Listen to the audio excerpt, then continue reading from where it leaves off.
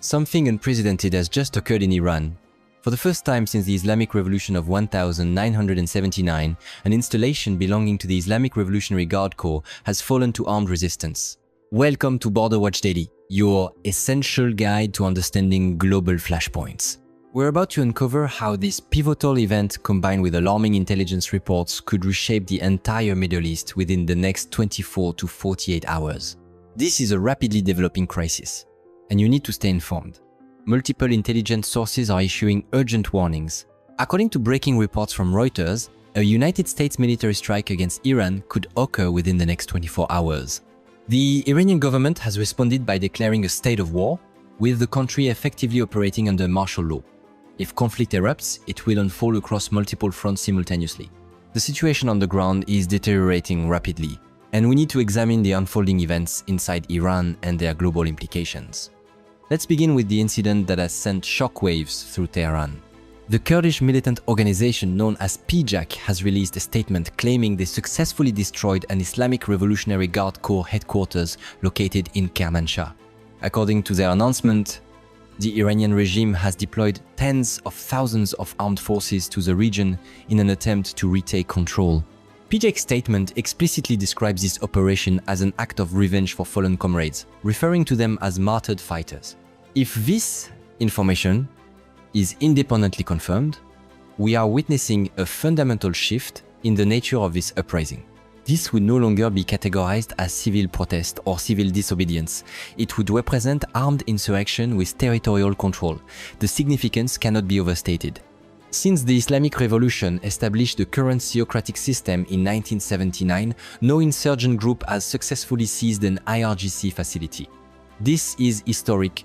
The Islamic Revolutionary Guard Corps is not a conventional military force. They are an elite paramilitary organization specifically created to defend the Islamic Republic from both internal dissent and external aggression. Their loyalty is not to the nation of Iran itself, but to the preservation of the theocratic system. This distinction is critical. The organization is officially called the Islamic Revolutionary Guard Corps. Notice the absence of the word Iran in that title. Their mandate is ideological protection, not national defense in the traditional sense. So who exactly is mounting this challenge? The Kurds represent an ethnic minority population of approximately 10 million people, concentrated in Iran's western provinces. They are ethnically and linguistically distinct from the Persian majority, possessing their own language, cultural traditions, and a long documented history of resistance against central authority in Tehran. Groups such as Pejak and the Kurdistan Democratic Party of Iran have waged campaigns for regional autonomy spanning multiple decades. Many of these organizations operate from bases located across the border in Iraqi Kurdistan. The Iranian regime has brutally suppressed Kurdish uprisings repeatedly throughout its history. However, this moment is different. The regime has never before faced armed Kurdish resistance while simultaneously dealing with nationwide protests, severe economic collapse, and a significantly weakened military infrastructure. Recent Israeli airstrikes have degraded Iranian military capabilities in measurable ways. The convergence of these factors creates a uniquely vulnerable position for Tehran. When armed groups begin seizing regime military installations, a critical threshold has been crossed. This is a fundamentally different phase compared to street demonstrations. The risk of broader civil war increases dramatically, and regime change scenarios become far more complex and unpredictable once violence reaches this level. The situation becomes significantly harder to contain or reverse. As if the fall of an IRGC headquarters were not alarming enough, additional reports have surfaced that raise serious questions about external involvement. An Israeli journalist named Tamir Morag has shared information suggesting that foreign actors have been supplying protesters inside Iran with live firearms. According to this report, this is the reason hundreds of regime personnel have been killed in recent clashes. The journalist invited speculation about which nation or nations might be responsible for arming the demonstrators. You can draw your own conclusions, but the Iranian regime has already provided their answer. The Iranian foreign minister addressed this issue directly. He stated that Israel has consistently sought to manipulate the United States into fighting proxy wars on Israel's behalf. But this time, according to the minister, they are saying the quiet part out loud. I want to be clear about the sourcing here. This claim originates from a journalist. It is not an official statement from the Israeli government, and we cannot independently verify the accuracy of these allegations. That distinction matters. The Iranian foreign minister's statement continued with strong language. He said that, with blood flowing in Iranian streets, Israel is openly boasting about arming protesters with lethal weapons, claiming this is the direct cause of hundreds of deaths. He concluded by saying that President Trump should know exactly where to direct his attention if he genuinely wants to stop the killing. Now, we need to establish some critical context here because the narrative around these protests has become politicized and distorted. These demonstrations began organically. The Iranian people took to the streets to protest their own government because that government prioritized enriching the elite class while neglecting the struggling middle class. That is the fundamental origin of this movement. It started as an economic protest driven by legitimate domestic grievances. What we are seeing now is the result of that initial spark growing into something much larger. The reason it has escalated is simple. Iranians have been protesting against the Islamic Republic for decades. There were major uprisings in 1991, again in 2009, then in 2019, then 2021, and again in 2022 during the Mahsa Amini protests. I am likely missing others. The sheer frequency makes it difficult to maintain a complete record. Every single time, the regime violently crushed the demonstrators. But the Iranian people do not forget. They remember what their government did to them, they remember why they were protesting in the first place. Those underlying grievances have never been resolved. The economic hardship continues, and the political repression continues. That is why an economic protest can rapidly transform into revolutionary momentum. I want everyone watching to understand this clearly, because history has a way of being rewritten. This is a revolution that was initiated by the Iranian people themselves. If they succeed in overthrowing this government, I guarantee that 5 or 10 years from now, revisionist voices will claim it was a CIA-orchestrated coup. We have seen this exact pattern before. Look at what happened in Ukraine with the Maidan revolution. The Ukrainian people were fed up with a corrupt government. They rose up and removed that government from power. Now Vladimir Putin blames the CIA for orchestrating the entire uprising, using circumstantial evidence and conspiracy theories to justify his invasion of Ukraine.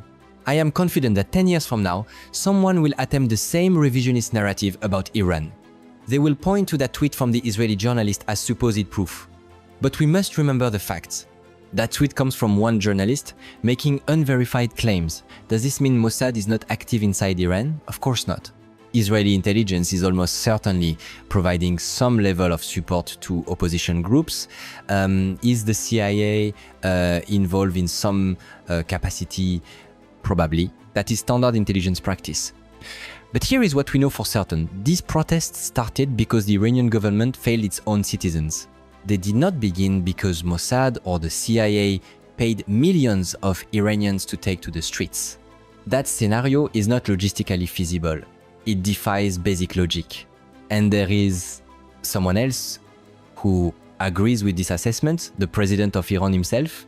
He recently issued a public statement accepting blame for the crisis his country now faces. He acknowledged that the government is responsible for everything that is happening. Here's what the Iranian president said to his own people. He admitted they have every right to be dissatisfied. He said, "We are to blame. You are to blame. Do not look to America. Do not search for external scapegoats. It is us who must serve the people so they remain satisfied with their government. It is us who must manage our national resources correctly. It is us who must find solutions and solve these problems." He continued, "We have become managers of expenditure instead of managers of revenue, quality, efficiency, and productivity. We simply spent without strategy." He gave a specific example.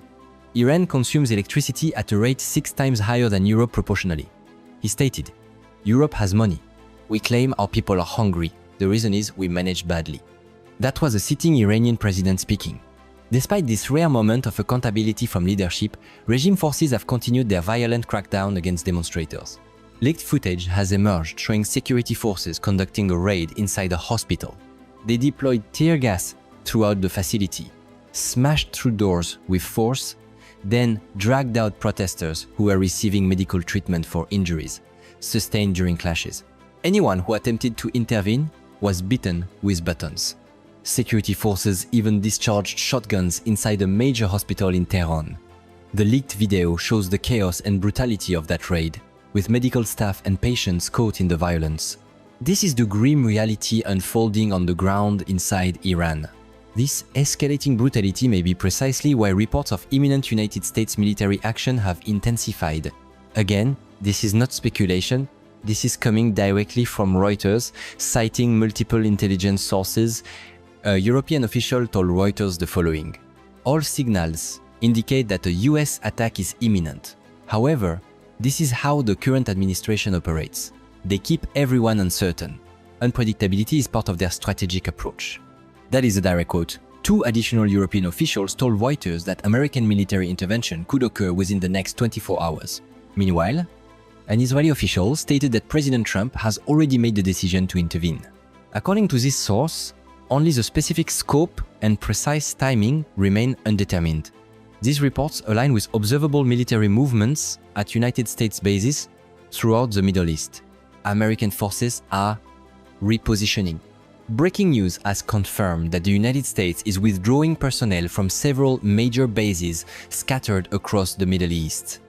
This is happening in response to what officials describe as heightened regional tensions. Look at the strategic Al Udeid air base in Qatar, which currently hosts between 8,000 and 10,000 American service members, making it one of the largest US military installations in the region.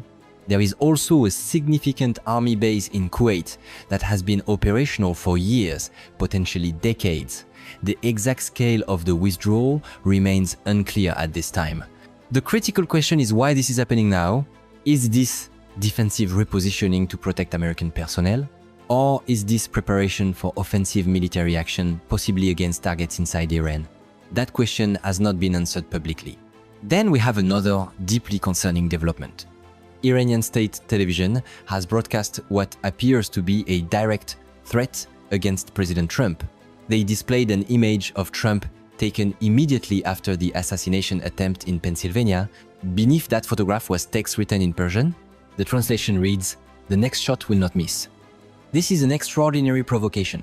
Broadcasting imagery of an assassination attempt against a sitting American president with an accompanying threat is not standard diplomatic rhetoric. This crosses into direct incitement. I suspect this is not going to produce the outcome Iranian officials are hoping for. In fact, it may accelerate the very military response they claim to want to avoid. But only time will reveal how this unfolds. We are in an incredibly volatile moment. The collapse of an IRGC headquarters represents a symbolic and strategic blow to the regime. The involvement of armed Kurdish groups signals a new phase of organized resistance. Allegations of foreign powers arming demonstrators, whether true or exaggerated, provide Tehran with a narrative to frame this as external aggression rather than internal uprising. The Iranian president's own admission of government failure undermines that narrative but reveals the depths of the crisis. Hospital raids show a regime willing to abandon any pretense of restraint. Troop movements by the United States suggest preparations for potential engagement, and threats against the American president escalate tensions to a dangerous breaking point. All of these elements are converging simultaneously. What happens in the next 24 to 48 hours will likely determine the trajectory of this entire region for years to come. If American forces strike Iranian targets, the response from Tehran and its regional proxies will be swift. Hezbollah in Lebanon, militias in Iraq and Syria, Houthi forces in Yemen, all of these could activate. We could see a multi-front regional war ignite within days.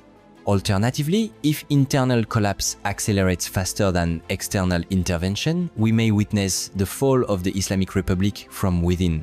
Either scenario carries massive implications for global energy markets, regional stability, and international security. This is not hyperbole, this is the reality we are facing right now. I need you to stay informed as this develops. If you haven't already, please subscribe to Border Watch Daily and turn on notifications so you don't miss critical updates. Comment below with your analysis of what you think happens next. Share this video with anyone who needs to understand what is unfolding in Iran. The mainstream media is not covering this with the depth and urgency it deserves. The next chapter of this crisis is being written as we speak, and the world is watching to see whether it ends in reform, revolution, or widespread conflict.